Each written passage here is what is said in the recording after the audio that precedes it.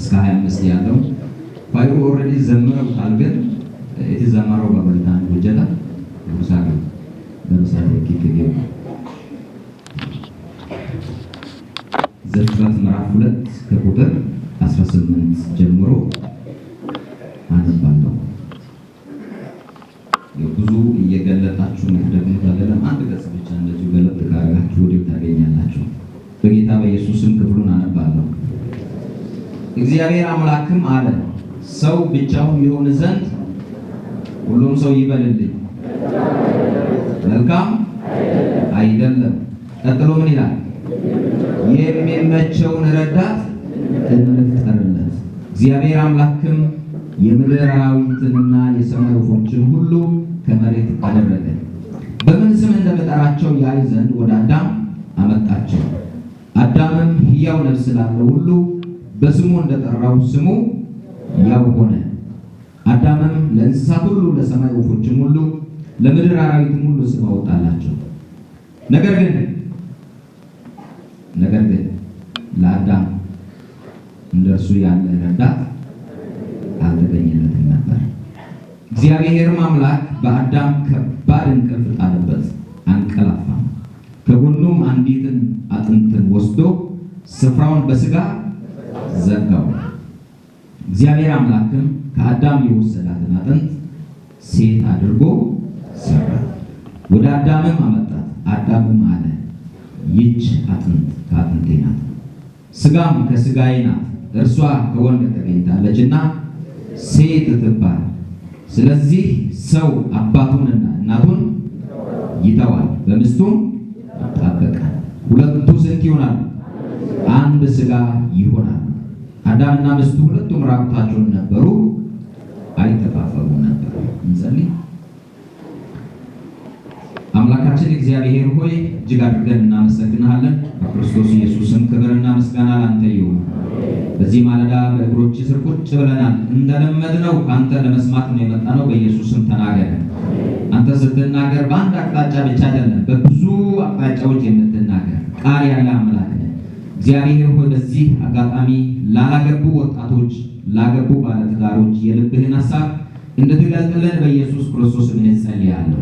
እግዚአብሔር በዚህ ማለዳ በዚህ ሰርግ ምክንያት ከምተላለፈው ከሕያው ቃል የተነሳ በአንዳንዶች ትዳር ውስጥ እግዚአብሔር የዘላለም አምላክ ያለባቸው ሕመም በኢየሱስም የተፈወሰ ይሁን። የታመመ ትዳር በኢየሱስም ይፈወስ። መገኘት ያስደንቀን። እግዚአብሔር የዘላለም አምላክ በዚህ አጋጣሚ ጸልያለሁ። ለትዳር ደርሰው እግዚአብሔር ማግባት የፈለጉ ነገሮች ላልተመቻቹላቸው የትዳር በሮች በኢየሱስም ይከፈቱ። ለአዳም ሔዋንን አዘጋጅተህ የሰጠ እግዚአብሔር በዚህ ጉባኤ ላሉ ለብዙ አዳሞች በኢየሱስ ክርስቶስም ሔዋናቸውን ስጣቸው። ለብዙ ሔዋኖችም አዳማቸውን በኢየሱስም ስጣቸው። ትዳር የእግዚአብሔር ፈቃድ ነው። ሰይጣን ደግሞ ይሄ እንዳይሆን በብዙ አቅጣጫ እየተዋጋ እያበላሸ ባለበት ዘመን ነው ያለነውና እግዚአብሔር የእያንዳንዳችን ትዳር ባንተ እየተጠበቀ ይሁን። የቃል ደጅ ይከፈትልን። እናመሰግናለን በኢየሱስ ጻድቅ ስም አሜን። እግዚአብሔር ለዘላለም የተባረከ ይሁን። ይሄ ክፍል እንግዲህ ለመጀመሪያ ጊዜ እግዚአብሔር ለሰው ልጅ ትዳርን የመሰረተበት የጋብቻ መሰረትን የምንመለከትበት እንዴት ባለ መልኩ ነው የተዘጋጀው የሚለውን ግልጽ የሚያደርግ ክፍል እንደሆነ እንመለከታለን። ጋብቻ መጽሐፍ ቅዱስ እንደሚያስተምረን በሁለት የተለያየ ጾታ ባላቸው ሰዎች እንደ እግዚአብሔር ፈቃድ ተገናኝተው በሕይወት ዘመናቸው አብሮ ኖሮ የሚጨርሱት የሰው ሳይሆን የማን ተቋም ነው? እግዚአብሔር ተቋም ነው። ጋብቻ የማናችንም ተቋም ሳይሆን መስራቹ ማን ነው? እግዚአብሔር ነው። በየትኛውም መንገድ ተገናኛችሁ የተጋባችሁ ሰዎች እግዚአብሔር በየትኛውም መንገድ አገናኛችሁ፣ አንዴም ተገናኝታችኋል። ከዛ ከተገናኛችሁበት ጊዜ ጀምሮ የእናንተ አይደለም፣ እንደፈለጋችሁ ማድረግ የምትችሉት አይደለም። እግዚአብሔር አገናኝቷችኋል። እስከ መጨረሻው ድረስ አብራችሁ የምትኖሩበት ነው። ለዚህ ጥሩ ማሳያው እግዚአብሔር አዳምንና ሔዋንን ሲያገናኛቸው ከአማራጭ ጋር አይደለም። ሔዋንን 1 2 3 አርጎ ኦነር ይመታናው ዳንቴው ሲኒዮ ከቡጂኮ ሎጊዲ ሲናአ ሄዛው ተደመደበኝ። ስለዚህ ምንም አማራጭ የለም። ከተገናኙ አብሮ መኖር ነው። ካልተመቸም የማይመቸውንም ተሸክሞ መኖር ነው እንጂ ምንም አማራጭ የለም። አንዴ መጽሐፍ ቅዱስ ላይ እንዳትፈልጉ እንደዛ የሚል የለም። ግን ሔዋን አዳምን እንዲህ አለቻለሁ፣ አዳምዬ ወዬ በጣም ነው የምወድህ ስትል ምን አማራጭ አለሽ አላት። ምን አማራጭ አለሽ? ኒባረቢዮስ የተነተሰናፈ ሌላ ምን አማራጭ አለ? ወደሽ ነው የምትወጂው ማለት ነው። ስለዚህ አማራጭ እንዳይኖር አድርጎ ነው እግዚአብሔር መጀመሪያም ጋብቻን ሲመሰርት። ስለዚህ በዚህ ልክ ነው በትዳር ውስጥ ያለን ሰዎች ማየት ያለብን። አንዳንድ ጊዜ ምንም በሌለ በባዶ ተጋብተው ሰዎች ትዳር በባህሪው የበረከት ቦታ ስለሆነ በባዶ ምንም በሌለበት ይጋቡና እግዚአብሔር ይባርካቸዋል። ሁለት በሶስት በሆነች ክላስ ጥሩ ፍራሽ መግዛት በማይችሉበት ሁኔታ ይጋቡና ወደ አካራይ ደረጃ ያሳድጋል። እየሰማችሁ ነው? በቃ ለአንዳንዶች መልእክት ነው። ሰዎች እየሳቁ እየተቀበሉ በጣም በትንሽዬ ክላስ ማለት ነው። በትንሽዬ ክላስ የሚያሳዝነው ነገር ምንድነው? እንደዛ አይነት ሁኔታ ላይ ጀምሮ እግዚአብሔር በብዙ ባርኳቸው ከተባረኩ በኋላ የመኖር እድል ያላገኙ ብዙ ሰዎች አሉ። ጌታ ይገስጹ። አሜን አትሉ? ስትባረኩ ይበልጥ እንድትኖሩ ነው እግዚአብሔር አስቦ የባረካችሁ እንጂ በተባረካችሁ መጠን አይናችሁ ወደ ሌላ እንድመለከት አይደለም። ስለዚህ ቆም ብለን ልናስብ ያስፈልጋል። ትዳር በእግዚአብሔር የተመሰረተ የማን ተቋም ነው? ለዚህ ነው አንዳንድ ጊዜ እኔ በቤተ ክርስቲያን መጋቢ ሆኜ ወደ 10ዎቹ እያገለገልኩ ነው ያለሁትና በእነዚህ ዓመታት አንዳንድ ጊዜ ትንሽ እግራቸውን ወጣ ያሉ ሰዎችን እግዚአብሔር ነው ያለው። ድንገት በመኪና አደጋ በሆነ ነገር ያ ለምን? ትዳር የማን ስለሆነ? የእግዚአብሔር ተቋም ስለሆነ ትንሽ መማጠጥ እግሩን ወደ ውጪ ማውጣት ሲጀምር ያለ ርህራሄ ይመጣል። ዛሬ በደንብ አድርጋችሁ ስሙ እና ኑሮ ገብታችሁ ትላንትና ረስታችሁ እግራችሁ ወጣ ወጣ ያለ ልባችሁ ወጣ ያለ ቤት ውስጥ የሌላችሁ አካላችሁ ያለ መንፈሳችሁ ግን የተወሰደባችሁ ሰዎች በደንብ ስሙ። ጧነው ያደርገው አለው ያልክ ያጠፋል። ምክንያቱም ትዳር የማን ተቋም ነው? ለዚህ ነው ሚልኪያስ 2 ላይ እግዚአብሔር በእናንተ መካከል አይፈርድምን? በልጅነት ሚስት ላይ የምታደርገው ነገር እግዚአብሔር አያይምን ይላል። ጎሬ ለማይከዶ ላይ ኦላና ሜዳም ቢደቶሳይ በእኔ ስለዚህ እናስብ። አንድ ጊዜ አንዱ ወደ ቤቱ ጋበዘኝና እንዲህ ሲገባ ትንሽ እንትኑ እውነት ለመናገር ቤቱን ጥሩ አርጋ አልያዘችም ልጅቱ።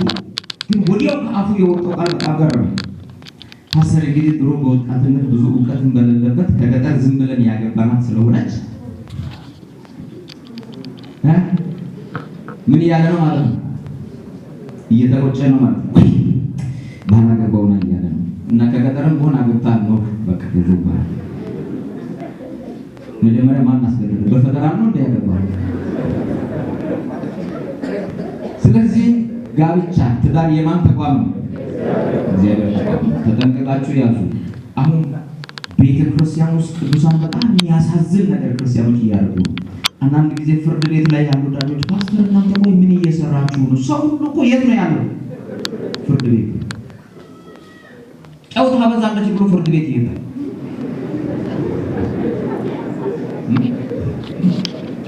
በተራ ምክንያቶች ማለት ነው። በተራ ምክንያቶች።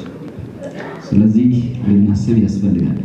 ሁለተኛ በዚህ ሐሳብ ላይ ወደ ዋናው ሐሳብ ከመምጣት በፊት እንደ መግቢያ ያየሁት ምንድነው? ለትዳር ለሁለቱም ሰዎች አስፈላጊውን ጓደኛ የሚያዘጋጀው ማን ነው? እግዚአብሔር ነው። የእናንተ ያልሆነ ሲሄድ ምናልባት አትደንግጡ። እግዚአብሔር ትክክለኛ ሰውን ይስጣችሁ። በተለይ ወጣቶች እየሰማችሁ ነው። ሞት አለው አትቁሉ፣ ምንም አትሞቱ። እሱ የመጨረሻ ሰው ነው እንዴ?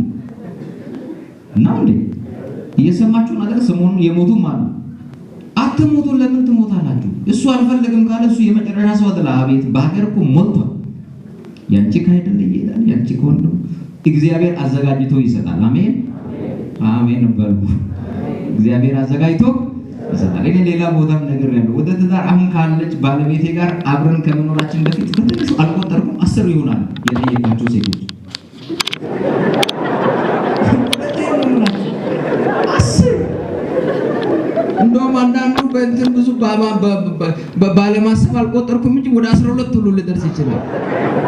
እና ጠይቃለሁ በግልጽ። ምክንያቱም አንዳንዱ መጥቶ በኢየሱስ ወንጌላዊ ያረዳነው ኮይክ ብሎ ይሄዳል። ቻው ከሷ ጋር ያለው ነገር ስቆም ሌላ ቀጥላል። እሺ እንዴት ነው እንደዚህ ብንሞክር ብንቀጥል ምናምን እላለሁ እነግራለሁ። እኔ ደግሞ በጣም ግልጽ ነኝ። ትዳር ላይ ወገኖች ሰዎች ስትጠይቁ የሌለ ነገር አታውሩ። የሌለ ነገር ቤት አለኝ ግራውንድ ፕላስ 1 ምናምን አትበሉ። የሰው ሞተር ይዛችሁ መታችሁ ሰሞኑን ነው የገዛሁት አትበሉ። በእግራችሁ ነው ሞተር ከበላችሁ። እኔ ስጠይቅ ለምጠይቃቸው ሴቶች በግልጽ ደሞዜ 420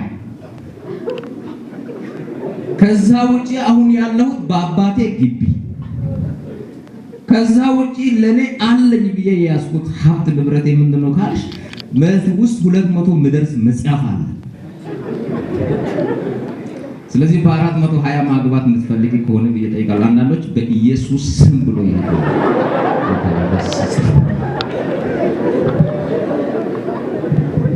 እና ጋሽ አብሩ ያውቃል። የአቡነ ባለቤት በጣም ሩቅ አገር ከዚህ ወደ 600 ኪሎ ሜትር ርቃን ያለች በሆነ ስልጠና ተገናኘንና ነገር ባይዘው እያለ አልጠይቅም። ስቆረጥ ጠይቃለሁ።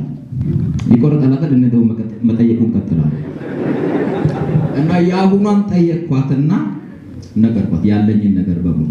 አንዴ ከእህቷን ጋር መታ እሷ ደግሞ በጣም ብዙ ነች። ቤቴንም መታ አየችና ቤቴ ቁስቁል ያለች ነች። ከመርካቶ የተገዙ ባለቀለም ወንበሮች የምናገሩ ወንበሮቹ ሰው ሲቀመጥ ያወራሉ። ምንም ማውራት አያስፈልግም። እንሰራው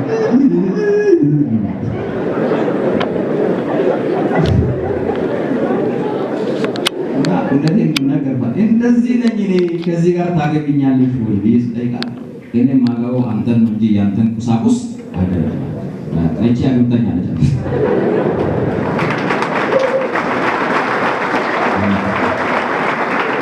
እና በጣም የገረመኝ ማገባው አንተን ነው እንጂ ያንተን ቁሳቁስ ከተጋባን በኋላ ሁሉም ይመጣል።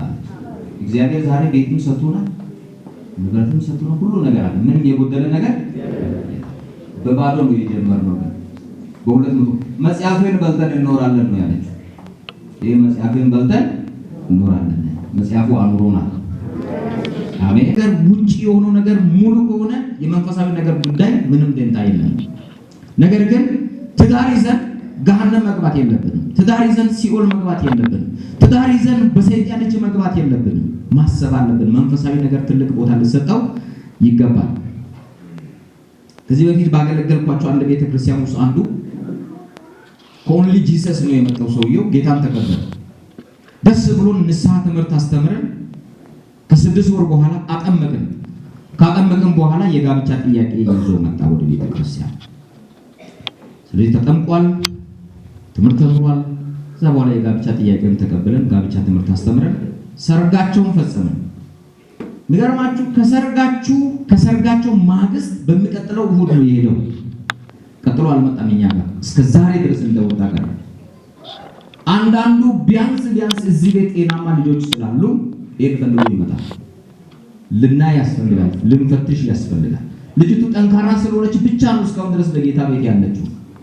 አስቡ፣ ትዳር ከመሰረተ በማግስቱ ጥሎ የሄደ ሰውዬ ከኔ ጋር ካልቀጠልሽ ትጠፊያለሽ ወይ እንፋታለን ብል ምንድን ነው የምታደርገው? ከጌታ ቤት ሁሉ እኮ ልትወጣ ትችላለህ። ባለፈው ተጋብታስ በዛመን ተፋታሽ ብል ምንድን ነው ሰው ማለት? በዚህ አጋጣሚ እኮ ያላሰበችውን እምነት ይዛ ልትቀጥል ሁሉ ትችላለች። ስለዚህ በመንፈሳዊ ነገር ላይ ትኩረት ልናደርግ ያስፈልጋል። ስለዚህ ሲቶስ ጎዳ አማኒት ወዲያው እቺ ዲያሳ ሲራናው ኮሽስ ነው እንዴ ቢዮ ሳራይ ሲ ዲያ በሰረው ኮሽስ ይሄ ያስፈልጋል። ሌላ ምንድነው? መስማማት ያስፈልጋል። ከጋብቻ በፊት ወደ ጋብቻ ከመሄድ ሁለቱ የሚገናኙ ሰዎች መስማማት ያስፈልጋል።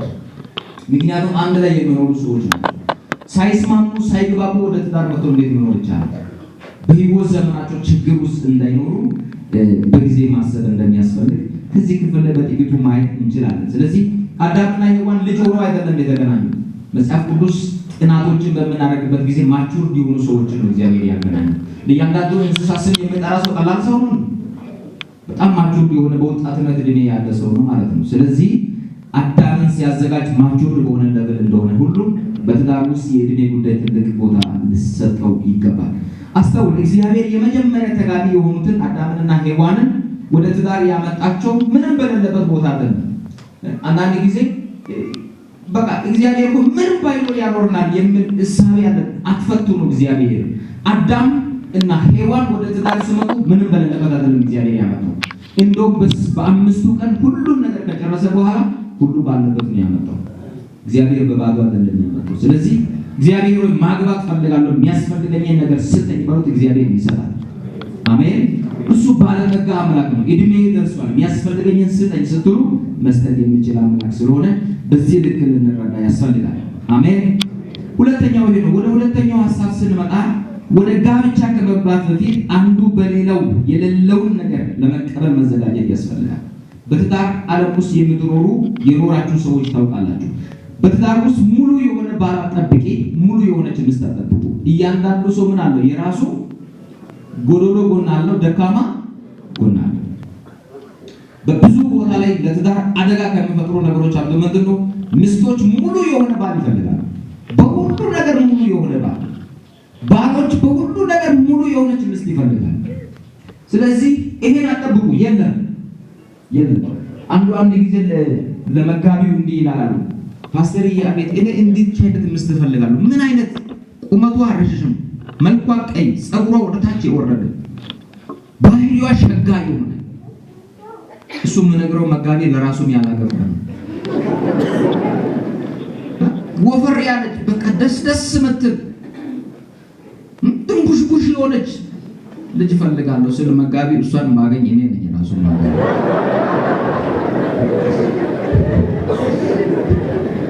ስለዚህ አለች እንደሷ ሙሉ የሆነች ይላል። ሙሉ የሆነች የለችም። ወገኖች በደንብ ብዙ አንዳንድ ጊዜ የምናየው እይታ ትዳራችን ላይ ቶሎ ወደምንገባው ስፍራ እንዳንደርስ ሁሉ ተጽዕኖ ያሳድርብናል። አንድ ጊዜ አንድ የቤተክርስቲያን ወንጌላዊ ሳያገባ አስቸገረንና ጠራውትና አልኩ፣ ቁጭ ካለ ለምንድን ነው የማታገባው? እኔ የምፈልጋትን ሴት እስካሁን አላገኘሁም ማለት። ምን አይነት ሴት ነው እስቲ የምትፈልገው ንገረኝ ያለ ስነግር እሱ የምነግረው የእሱ ተቃራኒ ናቸው። እሱ ጥቁር ነው ቀይ ይፈልጋሉ ይላል። ገብቷችኋል አይደል? የእሱን ተቃራኒ ብቻ ደረደረና ወንድሜ አሁን የጠየካት አንተ ያልካት ልጅ እሷም እኮ የምትፈልገው ያንተ ያለቱን ሳይሆን አንተ የጠየቀውን ተቃራኒ ነው እሷ የምትፈልገው። ስለዚህ ወረድ በላል ትንሽ ከመስፈርቶቹ ውረድ እና ጌታ ይባርከው ከመስፈርቱ ወርዶ ወዲያው አገባ። አንዳንድ ጊዜ የሌለ መስፈርት ሁበ አይ ብክ ባይና ቤታኔ ሁበ ሀጋው አኪዶ መጫሽ ቆይሳ ሁበ ጋው አኪዶ ረደይ ሁበ ና ቆይ ይርዳር ሁለኝና ሁበ ጉርናሽን ከናጎት የሶኪጂ። ስለዚህ በባህል ውስጥ የሌለውን ነገር ምስት ምን ማድረግ አለባት? ማምራት አለባት። ደካማ ጎኑን ማወቅ አለባት።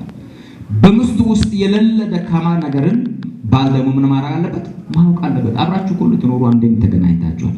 ስለዚህ አዳምና ሔዋን በሚኖሩበት ጊዜ ይህንን ማሟላት አለባችሁ። ከጎኑ የተወሰደ ነገር አለ አይደል? አይደል? አሳያዘ ከዲ የከቲበኔ ሙሉ ነው ማጋ ነው ያለው ንግስቲቱ ጋር ነው ያለው።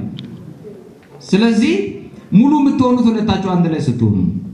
ስለዚህ የጎደለ ነገርን አንዱ የሌላውን በማሟላት መኖርን ማሰብ ያስፈልጋል። ጌታ ይርዳል። ስለዚህ አንዳንድ ጊዜ የምንሸወጥ ሙሉ የሆነ ባል እንጠብቃለን። በቃ ኩመታ ባዲዮ ኬታዋ ደመከታ ይገባው ያኔ ፓጫራጋት ይክዲ አረዳ ከነ ጉድለቱ ተቀብለን ልንኖር ያስፈልጋል። ይሄ ኖርማል አድርገን ልንቀበል ያስፈልጋል። ሁለተኛው ሐሳብ ይሄ ነው ከዚህ ክፍል ያየው። ሶስተኛ ወደ ጋብቻ በጋብቻ ውስጥ የሚከሰቱ አዳዲስና ያልተለመዱ ለውጦችን ለማስተናገድ ራስን ማዘጋጀት ያስፈልጋል። ወደ ትዳር ውስጥ ስትገቡ በተለይ በደንብ ስሙ። ገና ልትገቡ ያላችሁ በደንብ ስሙ። ትዳር ውስጥ ስትገቡ ወደ ትዳር ውስጥ ከመግባት በፊት ያሉ ነገሮች አብዛኛዎቹ ነገሮች ይለውጣሉ። ለአዳዲስ ለውጦች ራስን ማዘጋጀት ያስፈልጋል። ቡታባይ ከሰተቶ ፋይቶንባን ጋሼ ጋሩስ ነው ጋሼ ጋር ወይ ሙዘመን እንደ ጋሼ ሶይሶ ሎግ ደቆና ባንታሶ እንዴ ባንታናታ ሶን ወደቆና አቀዳ ሃያጋ ከተሽ ወዴት ነው የምትመጣው? ሰው አባቱንና እናቱን ይተዋል ስል ምን ማለት ነው? ቅድሚያ ለማን ነው? ለባል ይሰጣል፣ ለትዳሩ ለቤቱ ይሰጣል። ስለዚህ ወገኖቼ ይሄን ለመልመድ መዘጋጀት ያስፈልጋል። ትዳርን በራስ መምራትን ትዳርን ራሳችሁ ለመምራት መዘጋጀት ያስፈልጋል። መተውን መለማመድ መቻል አለብን። ስለዚህ በእያንዳንዱ ነገር ቤተሰብን የሚያስጨንቁ ሰዎች አሉ። እኔ አንድ ቦታ ላይ እንዲህ ብዬ አገልግያለሁ። ሀጭበ እንደሱ ከታዋር ኦይቲያናት ዲኮ አዩቲ ገዴታ ዝንዲ አዝዲያ ቱኬሳ ጀራውካ ወዘኔው በሽቴ ከታ መጫ ማትጎበር ዋና ጋነው መጫ ታናጠቁ በሶ መጆ ከ እና እውነት አንደኛዋ እና ተጠቅማ ነገር ይመጣችና ልክ ልኳን አደረስኳል። እንተመጣ ቡና ተጭቼ ማለት ነው። ጌታ ነው ያመጣልኝ። ተኛውና ቡና ይሄን ሳሎኑን ወልዊ በረንዳውንም አታይም እንደ ማለት ጀመርኩ። ከዛ በሁለተኛው ቀን የለች ራሱ ኢዲያ በግድ ቆይ ነው ባንቶ ባኖ ደሱ አናኑ እዛ አንዱ አዲያለ በጌታ በኢየሱስ እናቴ ቆይ በቤቴ ማልሰራውን አሰራችኛል እና ከመጡ አሰሯቸው ድብን አርጋቸው ልጃቸው አይደሉም ያገባች እንጂ ልጃቸው እኮ ድብን አርጋቸው አሰሩ። ሰርታ ማታውቀው ነገር ሁሉ አሰሩ። ነይ እግሬ ነገር ይበል ተናበዳ ብዙ ወደስ ገዴ የሚያጨቆበር አዋጋ ከመጪ ጋር ጎበር ዋለ መንገታካል አባውባ ነው ሴቶች ለትኩረት አድርገን እንዳትል ብዙ ጊዜ በመሄድ የሚያስቸግሩት እነሱ ናቸው። ስለዚህ አትይ ሰምታችኋል። ወለት በመጣችሁበት ተረጋግታችሁ መኖር ይሁን። አሜን ይባላል። በኢየሱስ ስም መኖር ይሁን። እንግዲህ ከሞረ ተሰውየት የለው አሜን። ብዙ ቻሌንጆች ስላሉ ሲሳሳይ ሞተር ለማን እንዲውሱ ሃማን ማጥኛ ደረሰው ጋር ሞተር 40 ይፈው አሁን ደታን ነው ወስታሱ ያልሆነ ነገር እንኳን አይደለም ነው የሆነ ነገሮች ነው ሞተር ግን አወለ ተጋባታ ሐራዘ ልጅ አባትንና እናትን ስለዚህ አንድን ተታችሁ መታችሁና ወላጆችም ልጆቻችሁን እውነቴን እላለሁ ታገሱ። ቻይ ትዳር እንደዚህ የሆነ ነው መስመር ቢይዘው ፓስተር ዮሐንስ ይላል ትዳርና ጫማ ውሎ እያደረ ይመቻል ይላል። ጫማ እንደተገዛ እግር ይበላል አይደል? ግን እያደረጋችሁ ስቴቱ ምን ይሆነ ይላል። ትዳርና ጫማ እንደዛ ቀስ ያለ ይመቻል። ስለዚህ ይሄንን መልመድ ያስፈልጋል። በትዳር ውስጥ አዳዲስ የሆኑ ነገሮች ይፈጠራሉ። በእጮኝነት ያሉ ነገሮች ሁሉ ወደ ትዳር ከገባችሁ በኋላ ይቀጥላሉ። በስመ አብ አንቺ መምጣቱም ከመጣሽ እኔ በአይስክሬም ነው ማኖሮ ያለው ባል ያኖራል። እንደዛ አያወሩም። በማግስቱ እናቴ ቁርስ አልሰራሽም እንደዚህ ነው የምን አይስክሬም ነው እንደዛ ነገር ድስቶች አሉ ቢገስ ሳይሆን ተቆያ ምናምን እዛ ጋር አለ ስቶቡም እንኳን አላየሽም ቢገስ። ስለዚህ አሁን ትናጋ እየከፈለ እንደመገበው አይሆንም። መስራትን ካሁኑ መልመድ ያስፈልጋል። አሜን። እናቶች ልጆቻቸውን መስራትን አለማምዱ። ቤት ውስጥ ይስሩ። ልጆች አሁን በጣም ተነገ ትምህርት ያንካንቸ ባለ ማለት ነው። ትምህርት ካንቸ ቢሆን አያገቡ እናቶች አያገቡ ለሴት ነው ያገባሉ። እኔ እዚህ ይሁን ሌላ ቦታ ነገር ያለው አንዴት አገባችና እኛ ወንዶች ጌታ አይመስልም ብዙ አለች ዶሮ ከተረዳ እናት ከዚህ በኩልም ከዚህ ቆጠረ እና ልጁ እንዳገባ ዶሮ ቆርጦ ትቶይ እንዴት አርጎ ቁጭ ብሎ ዶሮ ምን እንደምትደረጋቀው ያ 5 ብር ካርድ ሞት ማዬ አቤት አርሎ እኮ ሄደ ምን ላርገው ያንዳንዱ ነገር መስቴት እየነገረች ለምን አስተምሩ ልጆቻቸው ቤት እንደዘሩ አሉ። ወጣቶች ቤት ውስጥ መስራትን ተለማመዱ። ጥሩ ወጥ መስራትን ተለማመዱ። ዶሮ መስራትን ተለማመዱ። አንዳንዱ እኮ እንጀራ እንዴት እንደሚጋገር ማያውቁ ወጣት ሴቶች አሉ። ጌታ ይፈወሳቸው። እውነቴን ነው። በእውነት ልክ አይደለም እንዴ መብላት ብቻ እኮ አይደለም እንዴት እንደምጋገር ማወቅ አለባቸው። ዳቦ ሲደፋ ማያውቁ አሉ። ቤት አባትና ችግራቸው ያይደለ ማለት ነው። ስለዚህ ወገኖቼ እናትና አባትን መተው አለና ካሁኑ ተዘጋጅ። አንድ ቀን በጣም የምትወጂያትን እናትሽን ትተያለሽ፣ በጣም የምትወደውን አባትህን ትተዋል። ይሄን ማወቅ ያስፈልጋል። ሌላው ምንድነው በዚህ ክፍል ማወቅ ያለብን አንዱ በሌላው መጣበቅ አለ። ምንድነው ብለው ሰው አባቱንና እናቱን ይተዋል፣ በሚስቱ ምን ይሆናል? ይጣበቃል። ይሄ እንግሊዘኛው ክሊቪንግ ይላል። ክሊቪንግ ማለት ብረት ከብረት ጋር ሲበየድ ያለ አይነት አንድነት ነው የሚያሳየው። የባልና የሚስት አንድነት እንጨት ከእንጨት ጋር እንደምጣድ የማይላቀቀው ሁሉ የማይላቀቅ አንድነት ስለሆነ ለዛ መዘጋጀት ያስፈልጋል። አንዳንዱ እኮ በቃ እሷ ልጅ እኮ አሁን ካገባች ቀን ጀምሮ ዞር ብላም አታየኝም፣ ዞር ብላችሁ አትዩ አላልኩም። ግን በዋናነት ትኩረታችሁ ከባላችሁ ጋር ነው መሆን፣ ከባል ጋር መጣበቅ፣ ከባል ጋር አንድ መሆን፣ የልብ የመንፈስ አንድነት ልኖረን ያስፈልጋል። እግዚአብሔር በዚህ ይባርካችሁ። አሜን። ባልን በመስማት ሚስትን በመስማት መንፈስ እግዚአብሔር ይባርካችሁ። አሜን አትሉ? ምሳሌ አበዛህ አትበሉኝ እንጂ አንድ ጊዜ አንድ በጣም ማይግባቡ ባልና ሚስት አብሮ ጉዞ ይጀምራሉ አሉ። እና ሚስት ሁሉ ጊዜ የባል ተቃራኒ ነች። እና የሆነ ቦታ ላይ ሲደርስ ከአፉ ሳያውቅ በድልድይ እንለፍ አለ። ምን የምትል ይመስላችሁ? በፍጹም አባቶቻችንን በድልድይ አላለፉም፣ በወንዙ ነው የምንሄደው አለ። ዛ ተከራከሩ። እንዲስን እሺ አንቺ በወንዙ ሂጂ፣ እኔ ድልድይ እያለ በወንዙ ምንም የሚያስገደኝ ነገር የለም፣ እኔ በድልድይ አልፋለሁ፣ አንቺ በወንዙ ይለፊ ብሎ እያለፉ እያለ ወንዝ ገብታ ስትሻገር ውሃው ጥርግ አድርጓት ይዞ ጮኸ። ከዛ በኋላ ሚስቴን ውሃ ወሰደብኝ ጮኸ። ህዝብ ደረሰ። የቱ ጋር ነው የገባችሁ? እዚህ ጋር ነው የገባችሁ። በሉ ሰዎች ከዚህ ወደ ታች ፈልጉ ስል ኧረ ወደ ታች አትፈልጉ ወደ ላይ ፈልጉ አለ። ገብቷችኋል? እሷ ምንድን ነች? ተቃራኒ ነች። እሷ በውሃ ውስጥ ወደ ታች አትሄድም፣ ወደ ላይ ፈልጓት። እሷ አንድ ልብ እንሁን። አሜን አሜን። አንዳንዴ እኮ ቤታችሁ ላይ ሰዎች ማወያየት የማይፈልጉት መቼም ስለማትስማሙ አንዳንዴ አያናግሩ። እኔ አወያያት የሚሉ ብዙ ሰዎች አሉ። ለምን? ተቃራኒ። ስለዚህ አንድ ልብ አንድ መንፈስ። ሚልክያስ ምዕራፍ 2 ላይ ምንድነው ማለት? እግዚአብሔር አንድ መንፈስን ጠብቆልን የለምን ይላል። ስንት መንፈስ ስትሆናል? አንድ መንፈስ ስትሆናል። በባልና በሚስት መካከል የአንድ ልብ አንድ መንፈስ ሊኖራቸው ይገባል። ምክንያቱም ሁለቱም ስንት ናቸው ደግሞ ይላል? አንድ ሥጋ ይላል። ይሄ ደግሞ በትዳር ውስጥ ካለ ከጾታዊ ግንኙነት ጋር በተያያዘ ጤናማ የሆነ ጾታዊ ግንኙነት ጭምር እንድኖር ስለሚያስፈልግ ነው። ይሄ ሁለቱ አንድ ሥጋ ይሆናሉ ብለው ሞር ከዛ ጋር የተያያዘ ነው፣ ከጾታዊ ግንኙነት ጋር የተያያዘ። ይሄ ደግሞ ብዙ ትዳርን ችግር እየፈጠረ ያለ ጉዳይ ስለሆነ በትዳር ውስጥ መጽሐፍ ቅዱስን እግዚአብሔርን የፈቀደው አንዳንድ ሰዎች መጽሐፍ ቅዱስን በደንብ ስላላነቡ ይመስለኛል ነገራ የሆነ ቆጵስስ ይያል ጾታዊ ግንኙነት ነገራ የሆነ ነው። ምዕራፍ 2 ላይ እኮ አልወደቁም አዳምና ሔዋን። የወደቁት መቼ ነው? ምዕራፍ 3 ላይ ነው። በመንፈስ እኮ አይደለም፣ ግንኙነት አለ። ተባዙ ውለዱ ስል ግንኙነት እንዳለ ኃጢአት ያመጣው አይደለም። ስለዚህ በትዳር ውስጥ ያሉ ሰዎች ይሄን አዲስ የሆነ ነገርን ለመቀበል መዘጋጀት ያስፈልጋል።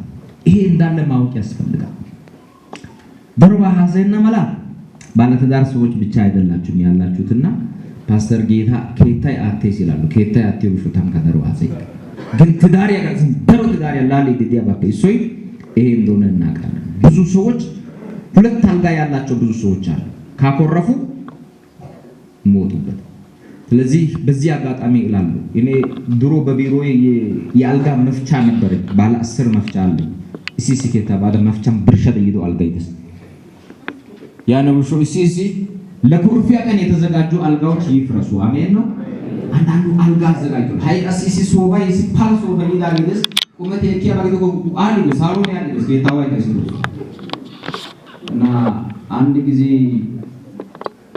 አንዱ ለማስታረቅ በየቱበት ነው እና ባንሱ ጊዜ ወዲሱስ አይሱስ ጋር ያገን ታናራቆ ባገዶ ባገት ያገን ታይሾ ከነ ተራቆ ኮቢያና ይስቶ ከነ ሱጊያ ባገዶ ከነራራቄ ተውግዴ ጊዜ ወደኪ ምርጥ ሴት ማለት ሱጊያ ባገዶ ከነራራቄ በታዩ ግድ ነው ያነው ሾው ወነዴ ነው ማለት እስ ጂፒ ተክልል ወጥነ ሳይንስ ኢኮፒ ሀካ ላይ ነው የተመታ ይሆን አሜን ገገቲ በደም አሜን በሉ። ይሄኛው ችግር አለ ብዙ ትዳር ላይ ደግሞ የዚህ ችግር አለ። አንድ ቦታ እንደዚህ እየተናገረ በቃ ከዚህ ሪስ ወጥቼ ያለው ስላንዱ ጦሳሱን ታው ወሰስኪዮ በቀጠላ ከቀጠላ ችግር የለስሉ በትዳር ውስጥ ይሄ ችግር አለ። የመኝታ ችግር አለ፣ አንድ ላይ የመሆን ችግር አለ። ስለዚህ ይሄ መስተካከል ያስፈልጋል እና ይሄ ነው። ሌላው ምንድነው? ለግልጸኝነት መዘጋጀት ያስፈልጋል። ትዳር ውስጥ ግልጸኝነት ወሳኝ ነው። አንዳንድ ሰው አይታወቅም መስረቅ የታወቁ ወንቆን ከታየው አረጋቶች የት እንደምሰራው ነው ማያሰው በጣም ድብቅ የሆኑ ሰዎች። ስለዚህ ግልጸኝነት በጣም ወሳኝ ነው። እንግዲህ ከዛሬ ጀምሮ ተሜ ምንም ለሰው ሲመደብቀው ነገር የለም መናገር አለብን። ሌሎቻችሁ ደብቃችሁ ያስቀመጣችሁት ነገር ካለ ንገሩ ለሚስቶቻችሁ። ሚስቶቻችሁ እኮ የእናንተ ምንድን ናቸው? አካል እኮ ናቸው። ምቹ ረዳት የሚል ቃል አለ አይደል? ባይዘው ይሄ ረዳት የሚለው እኮ መጽሐፉ ምንድን ነው ማለት እሱ በሌለበት ወዲያው ተከታ የእሱን ስራ መስራት ይችላል። ኢኮኖሚ ያለው ሰው ራሱ ስለዚህ በኢኮኖሚ የፈረጠሙ ስለሆነ አንዳንዴ ደግሞ ማስፈራራት ሁሉ ይችላል። አቃቂ ከተዳነው ዳንዳይስ ተነጊ ምን ስላለን ባይዘው ሰው ኢኮኖሚ ሲናገር ሲኖረው ይናገራል አይደል? ስለዚህ ቤት ውስጥ ምስትም የራሷ ኢኮኖሚ ያላት እንደ ቻይና ባል ደግሞ እንደ አሜሪካ የራሱ ኢኮኖሚ ያለው። ስለዚህ በኢኮኖሚ ማስፈራራት ነው። የቀስ ወደ አንድ አካውንት ይዙ ያስማማል። ሞቼ ነው በህይወት እያለው እንዳትረ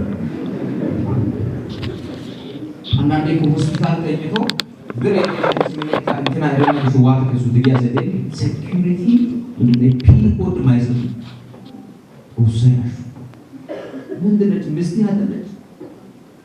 ምስቶች ደግሞ አሉ ኢኔ ደሞዝ የተሻለ ደሞዝ ይበሉ ኢኔ ኮስሞቲክስ ሴንተቻል አይበቃልህ ነና ታማ ወይቸሪያን ማዮ ወይቸሪያን ቲየዮ ወይቸሪያን ነቲየና አንጆ ያድይ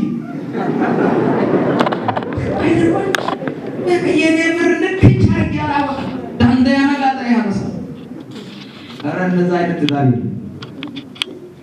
አንዳንዱ ወንዱ ይንገዳገዳል። የመጣው ይንገዳገዳል። እሷ ጥሩ ለብሳ ማለት ሁሉ ነገሯ ለልብስና ለውበት ብቻ ስለሆነ ቆንጆ የሆነ እሷ ቆጣለች። እሱ ግን አስቤዛ ሰው ባዳንዳይ ማዮ ሻማኖ ዳንዳይ ናቸው ኮት ሸሚዝ ይውልጋ ጋር ነው ወይ ቻናው ደስና እየሰማችሁ ነው ወይ ወይ ቻናው ደስ ተሸታ ኮቴቶ ሞዘ ኮስሞቲክስ ያሰማናም የኬታ ወይ ቻናው ደስ ብሎ እንትን ባሎቻችሁ የሆነ በነፋስ ሚሄድ የመሰለ እናንተ ግን ጥሩ ሆናችሁ ብትኖሩ ይጠይቃችኋል። ምክንያቱም ትዳር በአንድ ላይ የሚመራ እንጂ አንድ ግለሰብ ብቻው የሚመራው አይደለም። ይሄ እንቱ መረጃው ስላለኝ እኮ ነው። ተሯሰ አንዱ ጊዜ ያለ ፓስተር ሶ ባይ ዘ ወይ ማኝና አንዚናዙን ጦሳይ ሞሲንታን የጣው ያላላ ያ ገሩሳን ሲንታን የጣው ያ ይብት ካማ ኮሚስ ልጅ ቆይ ኮስሞቲክስ አይኑ ሁሉ ኮሚስ አይ በሚግጥ በቃ ሄጋፕ ያረባ ወጥኩ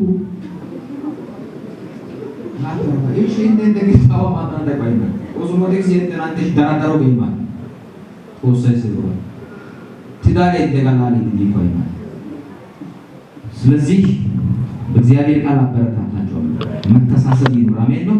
የመጨረሻውን ሐሳብ ተናግሬ ልጨርስ። አራተኛው በትዳር ውስጥ ጠላት እንዳይገባ መጠንቀቅ እንዳለብን እዚህ መጀመሪያው ትዳራችሁ ውስጥ ጠላት እንዳይገባ ሁለታችሁም ሁሉ ጊዜ በአንድ ልብና በአንድ መንፈስ በመኖር ልትጠነቀቁ ያስፈልጋል። በአዳምና በሔዋን ውስጥ ችግር የተፈጠረው መቼ ነው ካላችሁ ምዕራፍ 2 ላይ የነበረው ፕሪንሲፕል ሙሉ በሙሉ ሳይተገብሩ ቀርቶ ምዕራፍ 3 ላይ ክፍተቶች ሲፈጠሩ እንመለከታለን። ሰይጣን በአዳምና በሔዋን ትዳር የገባው መቼ ነው ካላችሁ እና አይና ጠለት ልጅው ሳይንገረው አይደል በደንብ አድርጋችሁ ስሙ። በትዳር ውስጥ በየትኛውም አይነት ሁኔታ ትንሽ ክፍተት ከሰጣችሁ ለሰይጣን የመግቢያ በር እየከፈታችሁ አዳም በሌለበት ነው ሰይጣን መጥቶ ማንን ያገኘው ሔዋን በእውኑ ከዚህ ዛፍ ሁሉ ብሉ ብሏችኋል ብሎ ሲጠየቅ ሔዋንም አለ ከታው ያጋር ዞለታ ብላለች አላለችም። ሰይጣን ክፍተት ይጠቀማል። አሁን ደግሞ በዚህ ዘመን ሰይጣን እንደነ ሔዋን ጋር በቀጥታ መምጣት ስላልቻለ እባብን እንደላከ አሁን ደግሞ በዚህ ዘመን የላከው የዘመኑ እባብ ማን ነው ካላችሁ ሐሰተኞች ነቢያት ናቸው። እየሰማችሁ ነው? የዘመናችን የሐሰተኛ ነቢያት እባቦች ማን ናቸው ካላችሁ ሐሰተኛ ነቢያት ናቸው። እዚህ ሐሰተኛ ነቢይ ይዋል ከጀመረ ምን የሆነ ነው ያለው የምሮን ማሰብ ያስፈልጋል። ሰው ሲናገር ነው የሰሙት። እዚህ ወላይታ ውስጥ አንዱ ወረዳ ላይ አንዱ ነቢይ መጥቶ ምስት ያገኛል። ለብቻ ነው ማገለግልሽ እየደወለ ለብቻ ፈልግሻለሁ መልእክት አለኝ ማለት ነው። አንድ ጊዜ መጥቶ አንቺ ባልሽን አምነሽ እዚህ ብለሻል፣ እሱ እኮ ምስት አለችው። ስለዚህ ሁሉ ጊዜ ካንቺ ተለይቶ የሚሄደው ወዴት ነው? ወደ ምስቱ ነው። እሷ ደግሞ እንዴት ትላለች? ትቃወማለች በውስጡ ነው ልወድ አይችልም ባሌን አምነዋለሁ። ስለዚህ እምቢ ስትለው አንቺ እየተቃወምሽኝ ነው ይላል።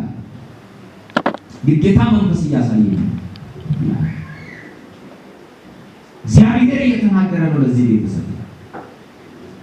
በኋላ ለባሏ ቁጭ ብላ ተነጋገሩ። በይዘው እንዲህ አይነት ነገር ሲከሰት ቁጭ ብላችሁ ተነጋገሩ። ዘጎራ ይሽ ኦሴታው ወዲህ ይጎሩ እሱ ገለለም ነው። ጌታ እናንተ አይደለም ልስተሬን በሙሉ ምን አርጎኛል? ሰርስሮ ፍትፍት አንድ ሳይደርሰን ይችላል። አንተ ሰይጣን ይልው ኧረ ተረጋጉ። ሰው ነው የተናገረው። መልእክቱ ይፈተሻል። ትዳሩስ ያላችሁ ሰዎች ለደረሰው እቺ ልጅ እንዲህ አለች፣ ጠየቀችው ምንም ነገር እንደሌለሰ ይሻውን ምን አንቺ ተመካከረን አንድ ነገር እናደርጋለን። ከዛ በኋላ ተመካከሩና ሌላ ቀን እንደማጣጣራችሁ መጣሱ መኝታ ክፍል ቁጭ ብሏል። ሊሳን የተወሰነ ለቀቅ አረገና በዚህ ሰዓት ሆቴል እየገቡ ጌታ እያሳየ በጌታ መንፈስ ሆኜ ነው የምናገረው። ሆቴል አጥዋት እየገባ እያየሁ ከዛ በኋላ ለቀቅ ይወይት ኪነስ እንዳይገርስ አሁን ሆቴል እየገባ ነው ያልከው ባሌ ይሄ ነው እንባ ካይተ ተሳስቻለሁ እየደረው አለ ዋ እስቶስ ኤሪት ወይ ከሶንታው ያነው ይደ ትዳሪ ሌላ ነው ይስተ ይራው ይተባ ከሄደ ጭዋን አንተ አራሳን ካሰይና ነው ስለዚህ ቦር ኤሪት ወጣው ብዙ ሰይጣን ክፍተት ሲመጣ ለያይቶ ያገለግላል። ወገኖች ይላሉ ለያይቶ የሚያገለግል ከሆነ የትኛውም ሀገር ላይ አትስሙ። የቤት ችግር ካለ ባልና ሚስት ሁለቱ አንድ አይደሉም። ቁጭ አድርጎ ያገለግላሉ። አይስና ቀለይ ወሩልና አላሄና ቀለይ ተቃሜትስ ትዳር ያላሪስ እቱ ትዳር ጋር ሰንገድ ሀሳይቶ ባይቱ ካንጆ ቢደና ንኡሳራ ወዲስ ዛሬ ሐሰተኛ ነቢያት እባብ ይሆኑ በጉባኤው በትዳር ውስጥ ገብቶ የዘሩት መርዝ ለትውልድ ነው የምተርፈው፣ ለልጆቼ ነው የምተርፈው፣ ለቢዝነስ ናተታበት ዶመተ ጣብሩ ቢዝነስ የኔጋ ሻኪል ኪስ። ስለዚህ ወገኖች ልትጠነቀቁ ያስፈልጋል።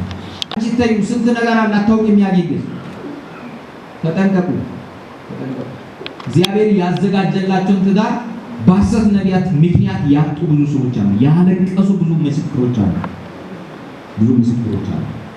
ስለዚህ ልትጠነቀቁ ያስፈልጋል።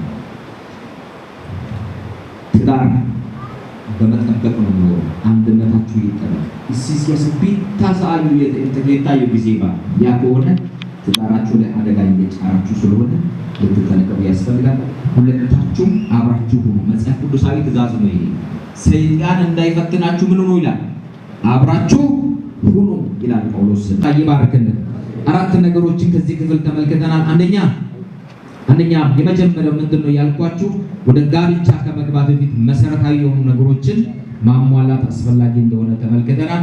ሁለተኛው ጉድለትን በማሟላት መኖር፣ አንዱ ጋር የሌለው ሌላው እያሟላ መኖር እንዳለበት ተመልክተናል። ወደ ሶስተኛ ስመጣ ወደ ጋብቻ ከመግባት በፊት አስቀድመን ማወቅ ያለብን ነገር ምንድነው? ያልተለመዱ ለውጦች በጋብቻ ውስጥ አሉና ያንን ያልተለመደ ለውጥን ለማስተናገድ መዘጋጀት ያስፈልጋል። አራተኛ በጋብቻችሁ ውስጥ ጠላት እንዳይገባ፣ ሰይጣን እንዳይገባ ትዳራችሁን የመጠበቅን ኃላፊነት መወጣት ያስፈልጋል። የሰማነው ቃል ጌታ ይባርክልን። ታግሳችሁ ስለሰማችሁ እግዚአብሔር አምላክ ይባርካችሁ። ቀጥሎ ወዳለው የቃል ኪዳን ስነ ስርዓት የምንገባ ይሆናል።